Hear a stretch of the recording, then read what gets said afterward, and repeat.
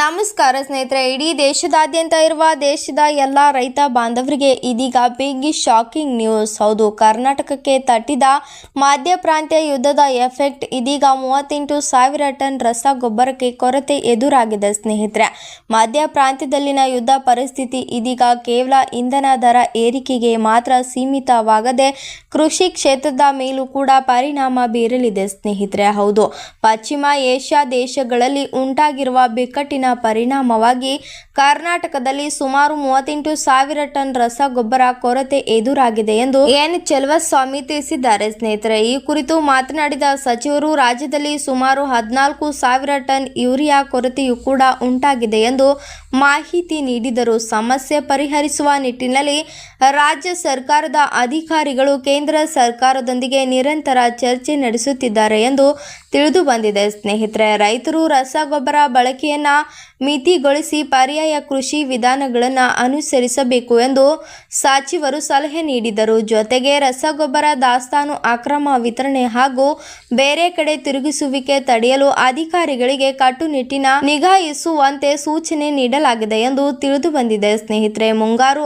ಆರಂಭವಾಗುವ ಹಿನ್ನೆಲೆ ಜೂನ್ ತಿಂಗಳಿನಲ್ಲಿ ರಸಗೊಬ್ಬರ ಬೇಡಿಕೆ ಹೆಚ್ಚಾಗುವ ಸಾಧ್ಯತೆ ಇದೆ. ಹೀಗಾಗಿ ನಿಜವಾದ ರೈತರಿಗೆ ಮಾತ್ರ ರಸಗೊಬ್ಬರ ವಿತರಣೆಯಾಗುವಂತೆ ಫ್ರೂಟ್ಸ್ ಐಡಿ ಆಧಾರಿತ ವ್ಯವಸ್ಥೆಯನ್ನ ಜಾರಿಗೆ ತರಲಾಗಿದೆ ಎಂದು ಸಚಿವರು ತಿಳಿಸಿದ್ದಾರೆ ಸ್ನೇಹಿತರೆ. ಕೇಂದ್ರ ಸರ್ಕಾರ ರಾಜ್ಯಕ್ಕೆ ಇದೀಗ ಒಟ್ಟು 30.5 ಲಕ್ಷ ಮೆಟ್ರಿಕ್ ಟನ್ ವಿವಿಧ ರೀತಿಯ ರಸಗೊಬ್ಬರ ಹೆಚ್ಚಿಕೆ ಮಾಡಿದೆ ಸ್ನೇಹಿತರೆ. ಇದರಲ್ಲಿ 11.10 lakh metric ton urea, 4 lakh metric ton DAP ಹಾಗೂ 2.12 lakh metric ton MOP, 11.88 lakh metric ton complex ರಸಗೊಬ್ಬರ ಹಾಗೂ 95 ಲಕ್ಷ ಮೆಟ್ರಿಕ್ ಟನ್ SSP ಸೇರಿದೆ ಸ್ನೇಹಿತರೆ. ಆದರೆ ಈ ವರ್ಷ ಯೂರಿಯಾದ ಆರಂಭಿಕ ದಾಸ್ತಾನು ಪ್ರಮಾಣದಲ್ಲಿ ಭಾರಿ ಇಳಿಕೆ ಕಂಡು ಬಂದಿದೆ ಸ್ನೇಹಿತರೆ. 2023ರಲ್ಲಿ 3.91 ಲಕ್ಷ ಮೆಟ್ರಿಕ್ ಟನ್ ಹಾಗೂ 2024ರಲ್ಲಿ 5.41 ಲಕ್ಷ ಮೆಟ್ರಿಕ್ ಟನ್ ಯೂರಿಯಾ ದಾಸ್ತಾನು ಇದ್ದರೆ ಇದೀಗ